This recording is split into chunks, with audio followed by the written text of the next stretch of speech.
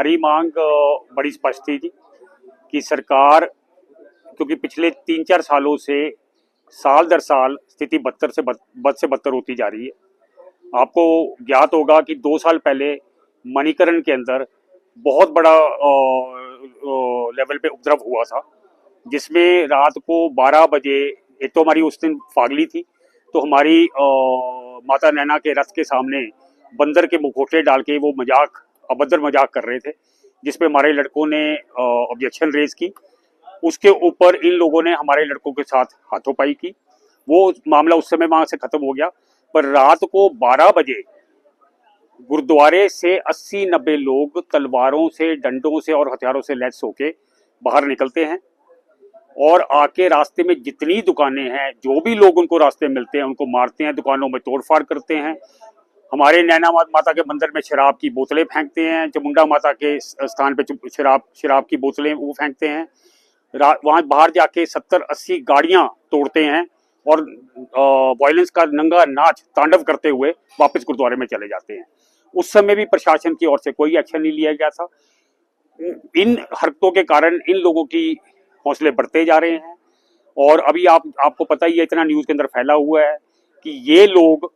खालिस्तान के झंडे लगा के, भिंडरावाला के नारे लगाते हैं, जिससे कि हमारे लोकल लोगों की भावना उत्तेजित होती है।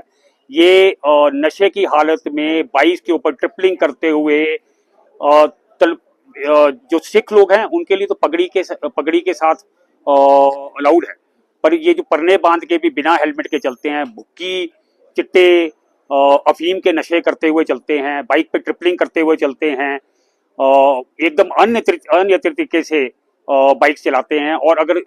उसमें उस स्थिति पैदा होती है कि ऑब्वियसली कहीं ना कहीं गाड़ियों के आपस में इंसिडेंट्स होते हैं और हमारे लोकल लोगों पे उसके बोलने के ऊपर ये लोग वायलेंस करते हैं और ये मॉब मेंटालिटी के साथ करते हैं। इनकी गाड़ियों में 5-5, 6-6 फुट के लोहे के पाइपों के या सख्त डंडों के इन्होंने झंडे लगाए होते हैं, वो इनको हथियार की तरह यूज करते हैं। हमारी प्रशासन से डिमांड है कि निशान साहब जो है वो आदरणीय है, कि निशान साहब लगा के आए, पर भिंडरावाले और खालिस्तान के झंडे हम लोग बर्दाश्त नहीं करेंगे। तो हमारे प्रदेश की स्थिति बद से बदतर होती जा रही है। आज हमने अपना रोष व्यक्त करके डीसी अपने सीएम महोदय को डीसी महोदय के थ्रू ज्ञापन दिया था, पर जिस तरीके के हमें आश्वासन दिए गए हमें बहुत ज्यादा उम्मीद नहीं है। हमने सरकार को बोला है कि पिछले मामले से लेके जो मणिकरण के टाइम के मामले हैं या उसके बाद साल दर साल, इस साल डोभी में इतनी मार कुटाई हुई, रायसन में हुई, साडा बैरियर तोड़ के 30-40 युवक वहां पे जो कर्मचारी हैं उनको मार के वहां से निकल जाते हैं। वहां पे सीसीटीवी कैमरास लगे हैं, उसकी फुटेज होती है, वो मणिकरण घूम के वापस भी निकल जाते हैं और सिर्फ खाना पूर्ति के तौर पे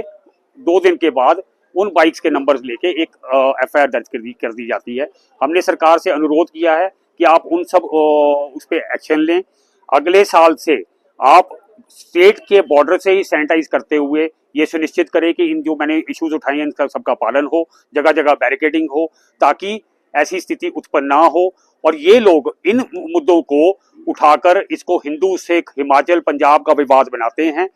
ये जो खालिस्तानी एलिमेंट्स है जो बाहर से फंडेड हैं, ये इनके लिए मुद्दा है और हमारे प्रदेश की जो है लॉ एंड ऑर्डर पे और अर्थव्यवस्था पे